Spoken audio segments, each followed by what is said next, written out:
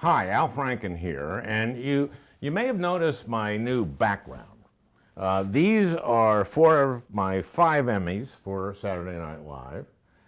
These are my 2 Grammys, but nothing means more to me than this plaque from YouTube, presented to me for passing over 100,000 subscriptions, and I owe it all to you, unless you're not subscribed. So please do that.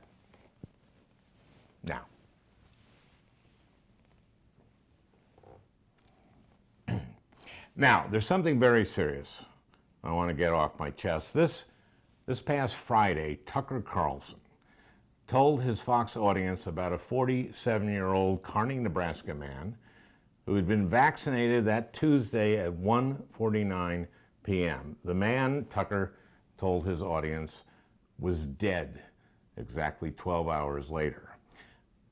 What Tucker didn't tell them was that the man's car was hit by a train. Carlson, like every Fox host, has been vaccinated. We know because Fox requires them to be vaccinated, but still he refuses to say whether or not he's been vaccinated, which means he's been vaccinated. I suspect that Tucker was actually one of the very first Americans vaccinated, pushing his way through a line of seniors in a nursing home to get to the front of the line, breaking a 90-year-old hip or 2 along the way. But a hip or 2 or 3 is nothing compared to the hundreds of thousands of deaths which could have been prevented had Donald Trump simply encouraged Americans to wear masks and socially distance. Look, a malignant narcissist of even average intelligence would have known that if he had handled COVID, he would have been reelected. And he would have known to lead a national regime of testing, tracking, and isolation, the kind that other countries successfully implemented, holding their fatality rates to a small fraction of ours. Yet, Trump refused to accept any accountability at all for this nation's response to our greatest crisis since World War II. He left it all to the states. It was as if after Pearl Harbor, FDR would have said, you know, this is really kind of Hawaii's problem. The fact that this American carnage continues needlessly is not just tragic, it's infuriating.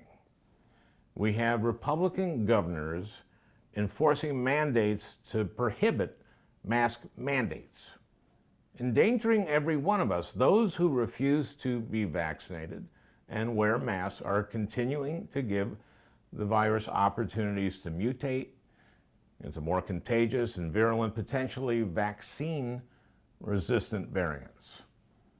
I am calling on all the television networks to dedicate a night of primetime television to make the case to Americans who are resisting the vaccine based on disinformation from hucksters who are cynically profiting financially and politically from its spread.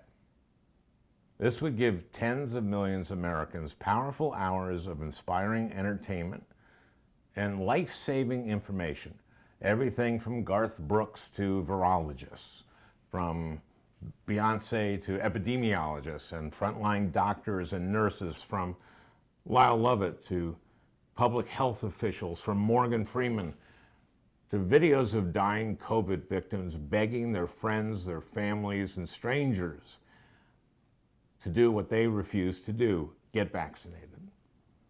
And follow those videos with testimonies of those who survived them. In fact, just do a lot of those. And while we're at it, throw in sensible Republican public officials from all over the country who did the right things and saved lives.